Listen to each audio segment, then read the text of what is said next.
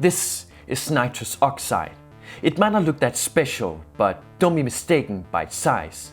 It's a powerful compound capable of fully paralyzing your body, and in addition, remove any sensation of pain, as well as the memory of any subject under its influence. There's actually a whole group of drugs like this, and they're known as general anesthetics. You probably know them from their involvement in pretty much every major surgery, where they're used to put you to sleep. Almost like magic, general anesthetics allow doctors to induce what is basically a reversible coma, giving them hours to perform a surgery, all without the patient feeling a thing. But it wasn't always like that. In fact, less than 2 centuries ago, there were no drugs like these, and all doctors really had to offer for pain relief was some alcohol, a wooden stick to bite down on, and if you were lucky, some opium. As one of the first of its kind, nitrous oxide paved the way for the modern surgery as we know it, taking it from a painful and often traumatizing experience to the luxury of ignorance. There's just one small problem, because you see, surprisingly, we don't know how it works.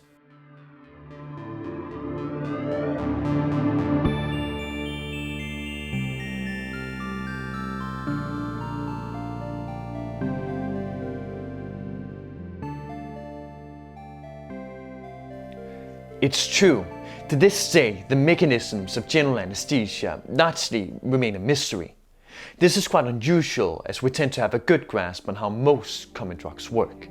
Take the painkiller ibuprofen. It clogs up the receptors of an enzyme called COX-2, effectively halting the production of a group of pain and inflammation promoting compounds known as prostaglandins, hence lowering these effects. The popular drug caffeine works by blocking the sleep-inducing molecule adenosine from bonding to receptors in the brain, hence giving you an energy boost. While the antibiotic penicillin kills bacteria by inhibiting one of their essential enzymes, as it stops the bacteria from being able to produce its own cell wall, causing it to weaken and eventually burst. But when it comes to general anesthetics, I can't give you a description like this, because we don't have a complete one. I'll get into more details later, but as for a quick and simplified explanation, I can only really tell you that these compounds, they travel to various areas of the central nervous system, where we think it affects various protein receptors, maybe some lipid membranes and possibly something else, in such a way as to cause you to lose consciousness. Now, this isn't exactly the amount of detail you would expect, considering that in the US alone, general anesthesia is being used in nearly 60,000 surgeries every single day. But it's not like we have any better alternative, so general anesthesia it is. There are many reasons why we know so little, all tied into a complex but also fascinating story, of which not too many people know about, which is a shame. So sit back and get comfortable, because you're about to be blown away by what is still one of the greatest medical mysteries yet to be solved.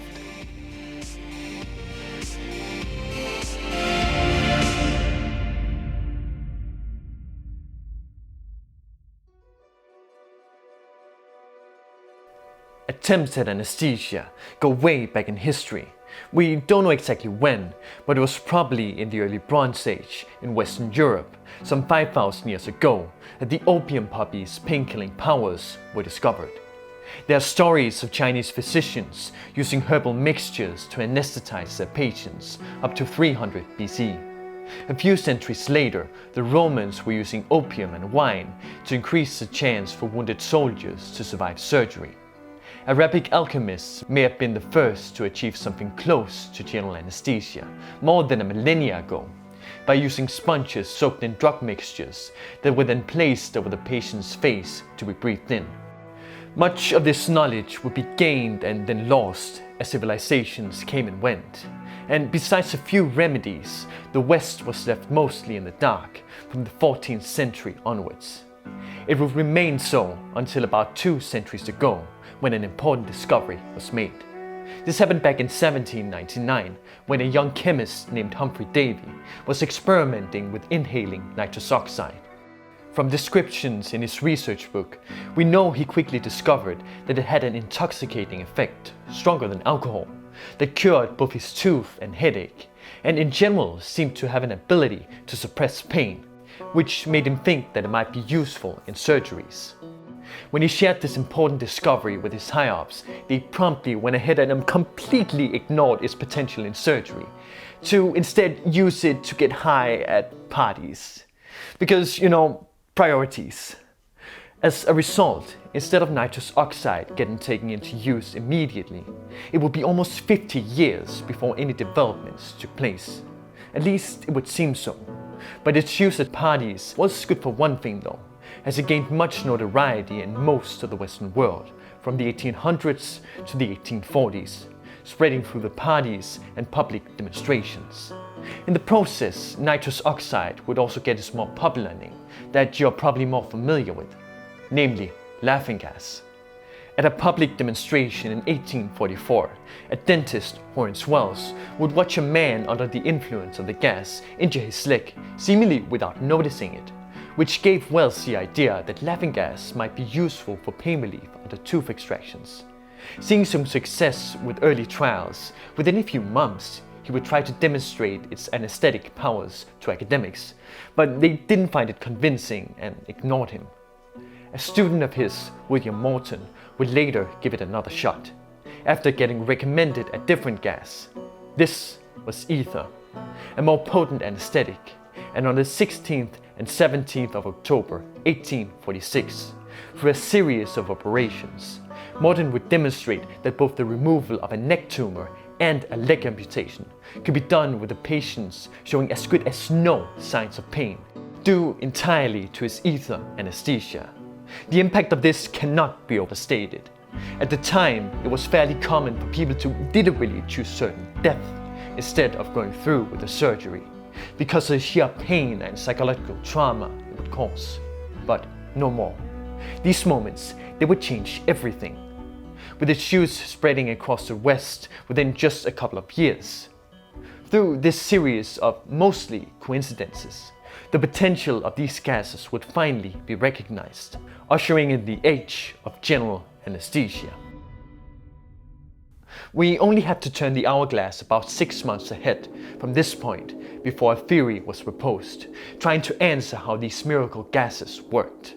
The two Germans, Emil Harles and Ernest von Bibra, had through various experiments noticed that anesthetics had a strong affinity for fat. Based on this, they theorized that general anesthetics might work by dissolving the fatty fractions of brain cells, reversibly altering your brain chemistry. And so, the first theory was born. About 20 years later, another German, Ludemar Hermann, suggested that it was a group of fatty acids, known as lecithins, present in every cell wall that was a specific target. Both these theories were received with skepticism from the scientific community, in part due to how vaguely the mechanisms were described, but also because of the lack of actual evidence. It did, however, leave a lasting impact, linking the actions of anesthetics to fatty tissue. Next, we'll meet a more influential figure, a physiologist that went on to shape the entire following century of research into anesthetic mechanisms. This was Claude Bernard. He believed that the mechanism of anesthesia was unitary, in other words that every anesthetic worked by the exact same mechanism. He also believed that susceptibility to anesthesia defined life itself, but that's another story. He held a quite prominent position at the Collège de France, which gave him ample opportunity to spread this vision, and spread it did. To accompany it, he also formulated a unitary theory of anesthesia himself, colloid theory, the details of which are not too important, as it suffered from the same weaknesses as the ones that preceded it. As the years continued to pass, not much would come of theories in general. Instead, we would begin to discover that more and more gases were general anesthetics, and a pattern was starting to form, or rather the lack of one. You see, they turned out to have all but their effects in common: xenon, chloroform, nitrous oxide, ether, and alpha-chlorellose. They all cause general anesthesia, but they have widely differing sizes, and there's also no common chemical group or structure to point at to explain their mechanism. In more scientific terms, this led scientists to conclude that the mechanism behind general anesthesia must be what's called of low specificity.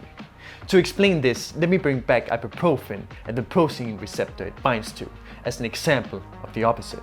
If ibuprofen's structure is altered even slightly, it might not fit into the receptor, hence losing its properties as a painkiller. This means that only molecules with highly specific structures can work by the same mechanism, making it one of high specificity. Looking back at the general anesthetics, it was easy for scientists to conclude that the mechanism of action must then be one of low specificity, notably something that supported Bernard's unitary vision. But what would it be?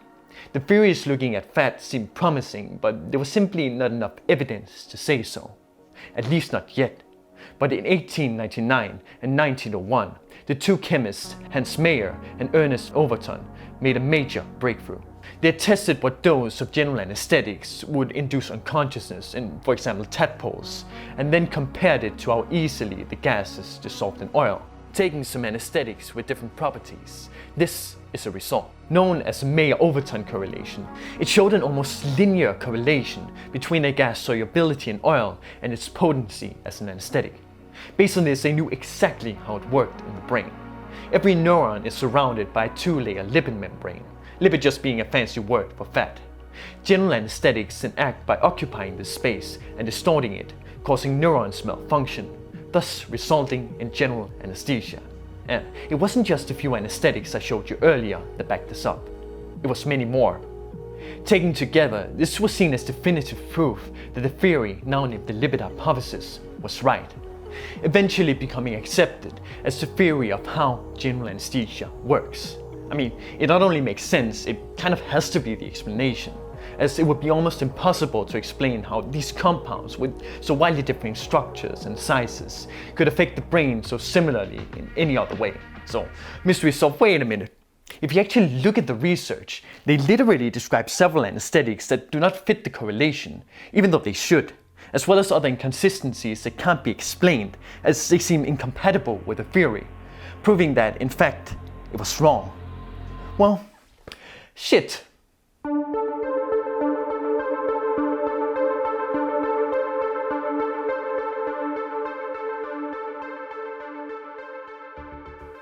So yeah, it wasn't gonna be that easy. And as I was hinting at, it was actually quite complexing what was slowly uncovered. Let me explain. On the surface, everything seemed to line up perfectly for the lipid hypothesis. But if you took a closer look, there were some serious inconsistencies. For you to understand the significance of this, I first need to introduce a new term, a stereoisomer. Compounds that fit in under this classification fulfill these two criteria, and therefore differ only in the three-dimensional orientation of some of the atoms. For this reason, the structure and properties like boiling point and lipid solubility are generally quite similar. So according to the lipid hypothesis and low specificity, stereoisomers of general anesthetics should have more or less the same potency as the original. But remarkably, stereoisomers started showing up that had significantly different potencies. In the case of the general anesthetic alpha-chlorelose, it had multiple inconsistencies. In itself, it had higher potency than the lipid hypothesis would predict. Additionally, it had multiple stereoisomers that were mirror images of it, all differing in potency. And a third and even bigger issue was that its stereoisomer beta-chlorelose had no anesthetic action at all. In case the magnitude of this didn't quite come through, take these three completely different molecules. They all cause general anesthesia. Let's focus on the quite potent anesthetic of alpha-chlorelose. By just moving this one group up, it turns into beta-chlorelose and has by this small change suddenly lost all of its anesthetic properties. This made literally no sense. Everything up until then had strongly indicated that the exact structure of general anesthetics was not important. It was supposed to be a low specificity mechanism. How else could this vast group of chemicals have more or less the same effect? Well, somehow it was just not, as there now seemed to be a high specificity element to it. At least Overton was aware of these issues, writing that the observations were hard to explain. And it wasn't the only one, with the compound chloral hydrate posing similar issues. For now though, we'll leave these inconsistencies behind, as there's more history to cover before the acceptance of the lipid hypothesis took place despite them. Following M.O.O.N and Overton's theory, many scientists entered the field, and within the next decade and a half or so, scientists had accumulated a large amount of new and novel theories seeking to answer how anesthesia works. They were largely formulated in the light of Bernard's unitary vision and have historically been split into various categories. I'll use the division into 8, including Bernard's colloid theory, then lipoid theory, which includes the lipid hypothesis along with now many other variations, and then 6 new types of theories, ranging from it being increased permeability of plasma membranes, inhibition of cell oxygen uptake, or that communication between neurons was interrupted by affecting dendrites, the part that carries the brain's electrical impulses. Quite modern sounding for its time. While this was surely an exciting time for anesthesia research, the huge amount of theories and at the same time lack of answers also made the field difficult to navigate. Continuing into the 1920s and 30s, focus therefore gradually shifted towards attempting to prove any of them right, instead of formulating new ones. But progress was limited. Looking back, that should be no surprise. Analyzing chemicals and especially their effects on the brain is no simple matter. And many of the advanced tools and experimental techniques we rely on today would not be invented until decades later. On the other hand, we did get a much better understanding of the practical application of anesthesia in this time. The description we still use to this day of anesthesia as having 4 stages got introduced in the 1930s, those being induction, unconsciousness, surgical anesthesia, and overdose. This was the first standardization of anesthesia in surgery and helped immensely in making the use of anesthesia both safer and better understood. Interestingly, monitoring of the depth of anesthesia could seem surprisingly simple in some cases. Take ether anesthesia in the 1940s. When the patient becomes unconscious in the transition to stage 2, breathing will become irregular like this. But as the depth of anesthesia is increased, at some point it just magically returns to a regular rhythm. This marks the transition to stage 3, where after the surgery can generally begin. You can then observe the patient's eyes to determine where in stage 3 they are. They should be centered and not moving. If at any point they start swaying back and forth, you are drifting too close to stage 2 and need to increase the dose of anesthetic. Increasing the dose further will result in enlarged pupils, which could be needed for bigger interventions. However, very large pupils as well as a decrease in breathing and pulse means that you're too close to stage 4 and need to hold off on the anesthetic to avoid overdose.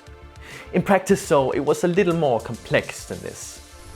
The experienced anesthetist will usually produce uneventful anesthesia, but the beginner will often find himself in trouble from one reason or another. The dropper hasn't been pushed in securely.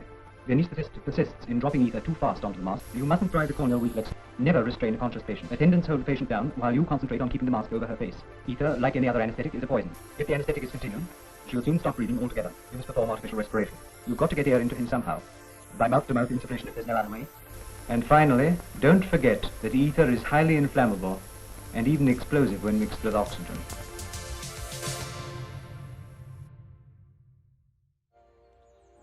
At the same time, there were also some things they straight up couldn't explain. In stage 1, the patient will naturally become calmer and more sedated as the anesthetics start to act. But paradoxically, just before the transition to unconsciousness in stage 2, it was common for patients to suddenly become more energetic, sometimes talkative and excited, at other times agitated or even enraged, before then slipping into unconsciousness. Known as paradoxical excitation, it's still purely understood to this day. Interestingly, studies have found that heavy alcohol drinkers are more often affected by the phenomenon.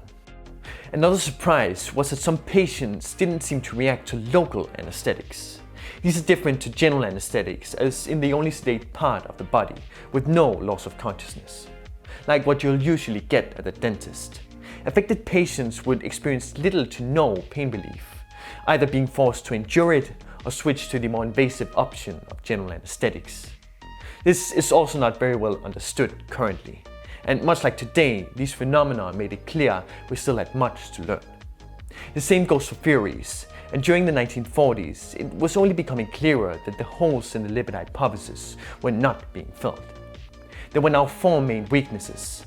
Anesthetics and stereoisomers with unexpected potencies, like alpha-chlorelose, were now a more common sight. Beta-chlorelose had turned into a whole category, now called non-immobilizers, compounds that despite high lipid solubility and resembling general anesthetics had no anesthetic effect.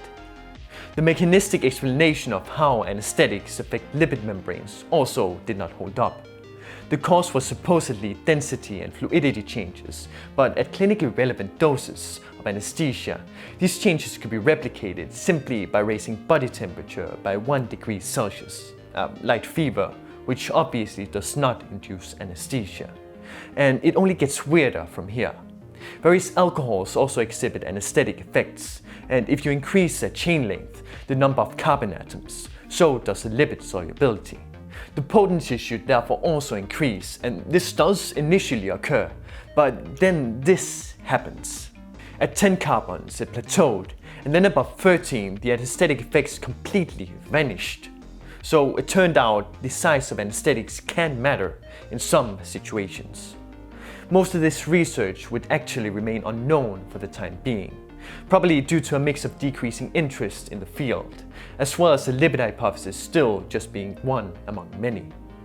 Continuing into the 1950s, the scientific community had been starving for new promising theories for a long time.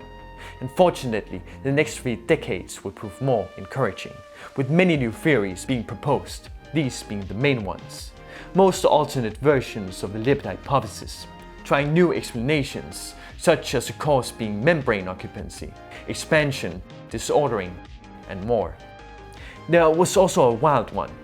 The hydrate microcrystal theory was formulated in 1961 by one of only 4 scientists to ever receive 2 Nobel Prizes, Linus Pauling. It centered around the anesthetic xenon, which he was sure was arranging itself into microscopic crystals made of xenon and water in the brain, that would then entrap surrounding brain matter, essentially freezing overall communication in the brain temporarily. While certainly an interesting hypothesis, it turned out to be wrong. Continuing through the 1960s, the lipid hypothesis would gain more and more interest, with this exploding at the end of the 60s, alongside the introduction of the MAC index, a standard measure of the depth of anesthesia, as well as other factors favoring a lipid-based mechanism. This would only continue into the 70s, where the lipid-based theories would gradually become close to the exclusive focus of the field, with the other ideas of the 20th century slowly fading away. But, and this is a big but, what about the inconsistencies? With the increased interest in lipid-based theories, they would obviously be a big talking point and challenge for the new researchers pouring into the field to deal with, right?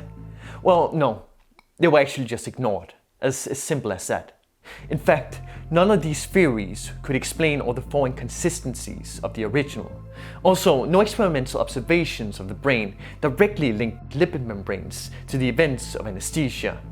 We may have had plenty of theories, but it really didn't matter. Clearly, none of them were capable of explaining how this ever-still growing body of anesthetics acted. It's odd looking back at this situation. Despite the glaring issues with the lipid-based hypothesis of anesthesia, it had pretty much become universally accepted as true. Not because the evidence said it might be, but because people still thought it had to be right. So with basically the whole field in active denial of the reality they lived within, what would become of it? Well, while the reign of the lipid hypothesis had certainly been dominant, it was about to come to an abrupt end in 1984. Where a shift away from the unified lipid hypotheses finally began occurring, marking one of the biggest revolutions in how we today think of general anesthesia.